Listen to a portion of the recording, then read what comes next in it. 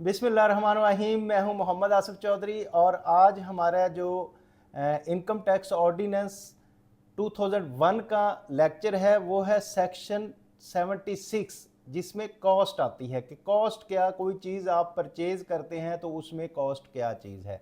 तो उसमें शामिल है कि जो पैसे आप उसको परचेज करने में, उसको लाने में, उसको रखने में, जितने भी कॉस्ट आपकी टोटल आती है वो उस एसेट की कॉस्ट होगी। हाँ, अगर उसमें से कोई रीइंबर्स हो जाए और कोई ऐसा पैसा है जो आपको रीइंबर्समेंट में मिल जाता है या जिसका आप डिडक्शन क्लेम कर लेते हैं, वो उसकी कॉस्ट में शामिल नहीं होगा। तो इसमें लॉ क्या कहता है तो वो हम पढ़ते हैं। except as otherwise provided in this ordinance, this section shall establish the cost of an asset for the purpose of this ordinance। इस ऑर्डिनेंस के लिए इस सेक्शन का मकसद है कि उसकी एसेट की कॉस्ट हम निकाले। क्या है वो कॉस्ट? हम इसलिए निकाल रहे हैं कि कल को हमने उस पर डेप्रिसिएशन देनी है, कल को उसमें इनिशियल अलाउंस देना है, तो इसलिए उसकी कॉस्ट एग्जैक्ट होना ज़रूरी है। सब सेक्शन 2 क्या कहता है? Subject to sub section 3, the cost of an asset purchase by a person shall be the sum of the following account namely. तो ये जी नीचे जो जो अमाउंट्स दी हुई हैं ये अमाउंट उसकी कॉस्ट में शामिल होंगी। क्लास ए है, total consideration given by a person for the asset including the fair market value of any consideration in kind determine at the time of asset acquired. कि वो तमाम पैसे जो आपने दिए हैं उस एसेट को ख़रीदने के लिए, उसमें उसकी फेयर मार्केट वैल्यू भी इंक्लूड है, और वो एट द टाइम जब आपने परचेज़ किया या जब आपने रकम दी उस वक्त जो है एसेट को एक्वायर करने के लिए, वो जो उसकी एक तो वो शामिल होगी। दूसरा, any incidental expenditure incurred by a person in acquiring and disposing of the asset. कोई उस पर और ख़र्चा वाक़या हो गया जो कि उसको लेने में या बेचने में हुआ, तो वो भी उस एसेट की कॉस्ट में शामिल होगा। Any expenditure incurred by person to alter or improve the asset, के एसेट की आप एफिशिएंसी इम्प्रूव करना चाहते हैं या उसको कुछ तब्दीली करना चाहते हैं, वो भी कॉस्ट इसमें शामिल हो जाएगी, तो वो एसेट की कॉस्ट में शामिल होगी। But shall not include any expenditure under clause B and C that has been fully allowed as a deduction under this ordinance. मैंने ये पहले भी बात बताई थी कि जो डिडक्शन अलाउ हो जाएगी वो उसकी कॉस्ट में शामिल नहीं होगी। तो सब सेक्शन 3 है, the cost of an asset treated as acquired under sub section 6 of section 75 के सब सेक्शन 6 के तहत एक्वायर किया जाता है। Shall be a fair market value of the asset determine at the date it is applied to the business use. तो उसकी वो फेयर मार्केट वैल्यू होगी जिस दिन वो बिज़नेस के इस्तेमाल में आएगा। सब सेक्शन 4 है, the cost of an asset produced or constructed by a person shall be the total cost incurred by a person in producing and constructing of the asset plus any expenditure referred to in clause B or C subsection 2 incurred by a person। कि अगर कोई खुद develop कर रहा है वो asset, आप बना रहा है, उसकी कंस्ट्रक्शन कर रहा है, तो उसकी कंस्ट्रक्शन पे टोटल जो कास्ट आती है प्लस जो हमने सब सेक्शन 2 के बी और सी क्लास में पढ़ा कि उसको आल्टर करने में या उसको कुछ वो करने में, उसकी तब्दीली करने में कास्ट आती है, वो भी उसमें शामिल होगी। तो ये होगी एसेट की कास्ट। अब अगर हम बात करें सब सेक्शन 5 की, where an asset has been acquired by a person with the loan denominated in the foreign currency and before full and final repayment of loan there is an increase or decrease in liability of the person under the loan expressed in rupee, the amount by which the liability is increased or reduced shall be added to deduct from the cost of the asset as the case may be। कि अगर आपने कोई foreign currency में loan लिया है और उसकी loan और फॉरेन करेंसी में लोन लेके एसेट लिया है, और जब तक आप उस एसेट की पेमेंट नहीं कर देते तो उसमें जो इंक्रीज़ या डिक्रीज़ आती है, फ्लक्चुएशन ऑफ करेंसी की वजह से भी अगर आती है, तो वो उसमें या तो ऐड होगा या डिडक्ट होगा उसमें। इसकी एक्सप्लेनेशन है, difference if any of the account of foreign currency fluctuate shell be taken into account in the year occurrence for the purpose of depreciation. तो उसमें जो इंक्रीज और डिक्रीज आएगा फॉरेन करेंसी में, तो उसको अकाउंट ऑफ डेप्रिसिएशन में हम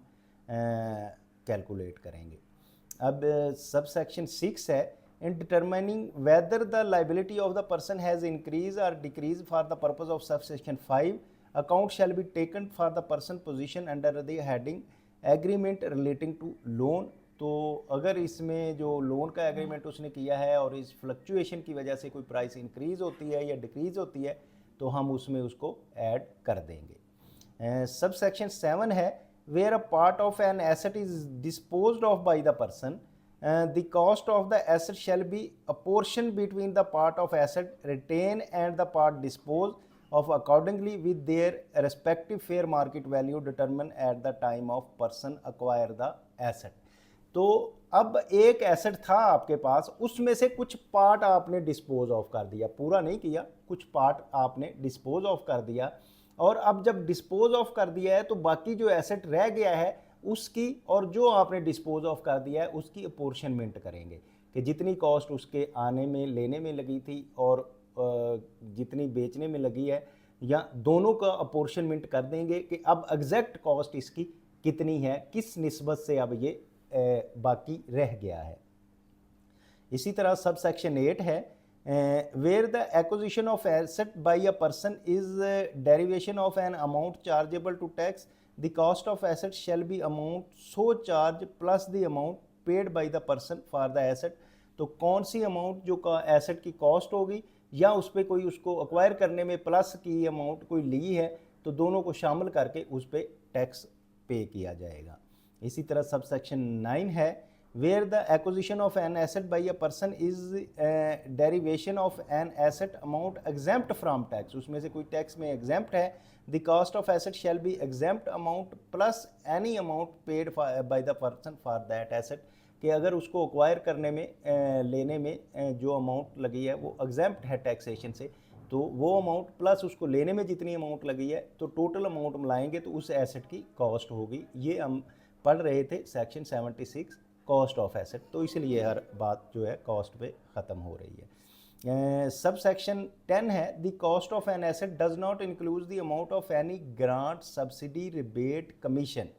or any other assistance other than the loan repayable with or without profit received or receivable by a person in respect of acquisition of asset except to the extent which the amount is chargeable to tax under this ordinance। तो जब कोई asset लें और उसकी जो cost है उसमें कोई भी ग्रांट है, कोई सब्सिडी है, कोई कमीशन है, वो इसमें शामिल नहीं होगा। शामिल उसमें होगा वो लोन जो रीपेएबल है और विदाउट एनी प्रॉफिट पेएबल है, उसको हम कहेंगे कि ये इसकी कॉस्ट है, जो कि उस एसेट को रिसीव करने में और टैक्स चार्जेबल होने में जो एसेट को लगी वो उसमें शामिल होगी। इसी तरह notwithstanding anything contained in this section the board may prescribed rule for determination of cost of asset. तो ये जैसे सेल्स टैक्स में भी हम पढ़ते थे कि एक सब सेक्शन होता था कि बोर्ड के पास ये पावर होती है कि उसमें रूल्स बना दे कि किस तरह से कॉस्ट को मेजर किया जाता है, तो वो इसमें भी शामिल है। तो ये था कॉस्ट ऑफ एसेट हमारे सेक्शन 76। अब आते हैं सेक्शन 77 पे, कंसीडरेशन रिसीव, कि आप किसी एसेट को सेल करते हुए उसमें जो अमाउंट रिसीव करते हैं उसमें कौन सी अमाउंट को हम कहना है कि ये उसकी कंसीडरेशन है जो हमने रिसीव की। The consideration received by a person on disposal of an asset shall be the total amount received by a person for the asset or the fair market value thereof whichever is higher। हाँ, इसमें एक बात ये बड़ी अहम बता दी गई कि consideration क्या होती है कि जो हम किसी एसेट को बेचते हैं, डिस्पोज ऑफ करते हैं, उसके बदले में जो रकम हम लेते हैं वो रकम उसमें कंसिडरेशन होगी। लेकिन इसमें एक शर्त रख दी गई है कि अगर फेयर मार्केट वैल्यू या कंसिडरेशन में जो चीज़ बड़ी होगी वो उसकी कंसिडरेशन रिसीव्ड हम समझेंगे।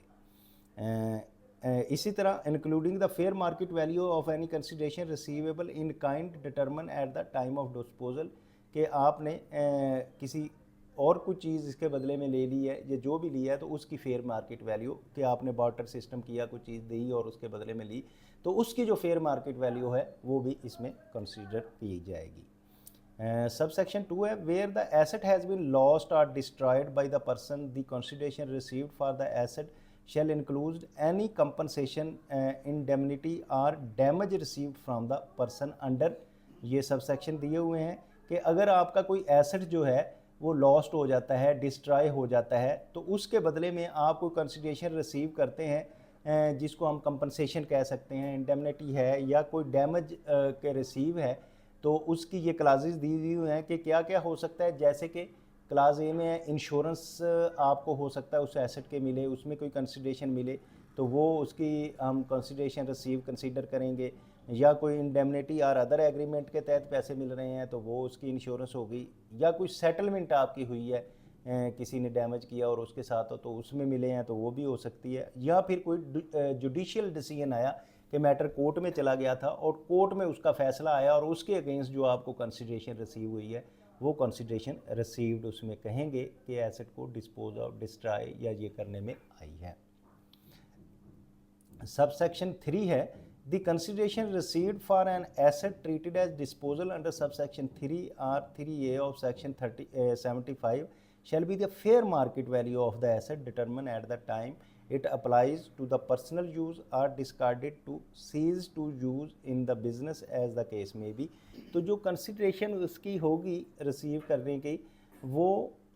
उसको डिस्पोज ऑफ करने में, तो उसको हम कहेंगे कि वो उसकी फेयर मार्केट वैल्यू है। कि जब किसी अगर ऐसे है कि विरासत में किसी के पास चला गया और यूज़ किसी और ने करना है, उसके पास आ गया या इस तरह से ट्रांसफ़र होता है, तो उसकी जो फेयर मार्केट वैल्यू है वो कंसीडर की जाती है। इसी तरह सब सेक्शन 4 है the consideration received by a scheduled bank. जो बैंकों में अगर है, फाइनेंशियल इंस्टीट्यूशन है, मुदारबा है, लीजिंग कंपनी है, approved by the commissioner hereinafter at leasing company, कि अगर कंसिडरेशन आपने किसी बैंक से ली है, लीजिंग कंपनी से ली है, फाइनेंशियल इंस्टीट्यूशन से ली है, कि जिसको कमिश्नर ने अप्रूव किया हो as a leasing company in respect of an asset leased by the company to an other person shall be residual value received by the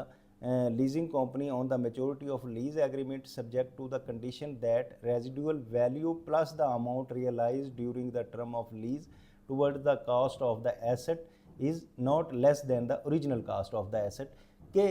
आपसे किसी ने एसेट लेके किसी फाइनेंशियल इंस्टीट्यूशन ने, जिसमें कमिश्नर ने उसको लीजिंग कंपनी का स्टेटस दिया है, वो किसी और के लिए लीज कर देता है वो चीज़, तो जो आप उसमें कंसिडरेशन रिसीव करते हैं बैंक से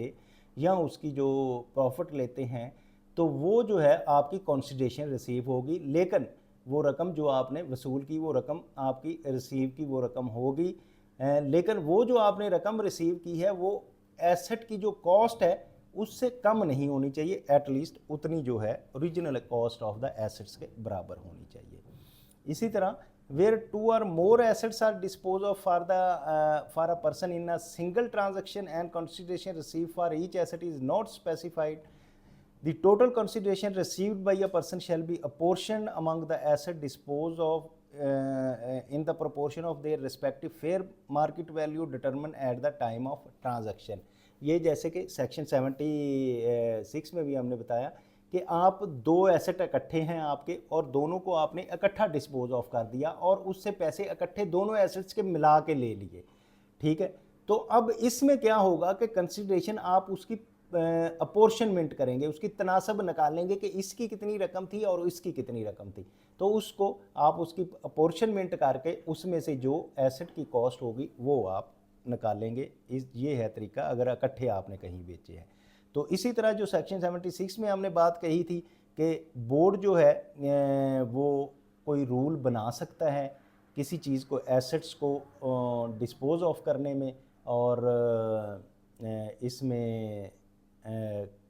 इसकी कंसिडरेशन जो रिसीव होती है उसके रिगार्डिंग बोर्ड जो है वो कोई रूल बना सकता है और बोर्ड के पास ये इख्तियार है। सब सेक्शन 78 है नॉन आर्म्स लेंथ ट्रांजैक्शन। तो नॉन आर्म्स लेंथ ट्रांजैक्शन क्या होती है कि आप किसी ऐसे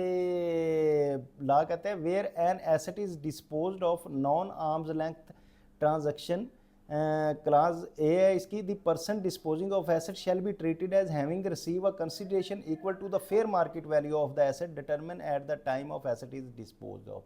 कि आप जब किसी अपने करीबी को देते हैं, जिसे ऐसे बंदे को दे रहे हैं कि जो आपके जानने वाला है, आपका एसोसिएट है, रिलेटिव है, तो ऐसे बंदे को देते हुए उसकी जो कंसिडरेशन होगी उसको फेयर मार्केट वैल्यू हम कंसीडर करेंगे। Person acquiring the asset shall be treated as having a cost equal to the amount determine under clause A, कि क्लास ए में जो इक्वल फेयर मार्केट वैल्यू है उसके मुताबिक जो नॉन आर्म्स लेंथ ट्रांजैक्शन है उसमें वैल्यू दी जाएगी। इसी तरह नॉन रिकग्निशन रूल्स क्या हैं? नॉन रिकग्निशन रूल्स ये होते हैं, for the purpose of this ordinance and subject to section 2 no gain or loss shall be taken to arise on the disposal of asset, के जहां आपको कोई आ नहीं रहा जिसमें से आप किसी ऐसे आप अपने रिलेटिव को, जानने वाले को, किसी को दे रहे हैं जिससे आप कोई पैसे नहीं ले रहे, जिससे कोई गेन और लॉस नहीं हो रहा, तो उसमें क्या सिचुएशन होती है कि वो कौन हो सकते हैं? मसलन जैसे कि clause A between spouse under the agreement of live apart, कि दो मियाँ बीवी हैं और उनका एग्रीमेंट हो गया कि हमने अलग-अलग रहने हैं, तो उनके चक्कर में क्या होगा कि ये जो इसमें कोई गेन नहीं होगा। नो गेन और loss shall be taken arisen on the disposal of asset पे, वो कोई ज़ाहिर है कि आपने लिव अपार्ट रहने में तो उस पर गेन नहीं लेंगे। इसी तरह by reason of the transmission of asset to an executor beneficiary on the death of a person, जब कोई पर्सन की डेथ हो जाती है तो वो एग्जीक्यूट होकर आगे चला जाता है, वरासत में उसके इनहेरिटेंस जो हैं उनके पास चला जाता है, तो उसमें भी हम गेन और लॉस नहीं लेते। By the reason of gift of asset relative as defined under section 5 और द सेक्शन 85 में कोई गिफ्ट दिया जाता है ब्लड रिलेशन को और इस तरह से। और इसी तरह by the reason of the compulsory acquisition of asset under any law where the consideration received for the disposal is reinvested by the receipts of the asset like kind within 1 or 4 year की disposal पे होता है। इसी तरह by a company to its share holder और liquidation of company पे जाता है तो तब भी नहीं होता। और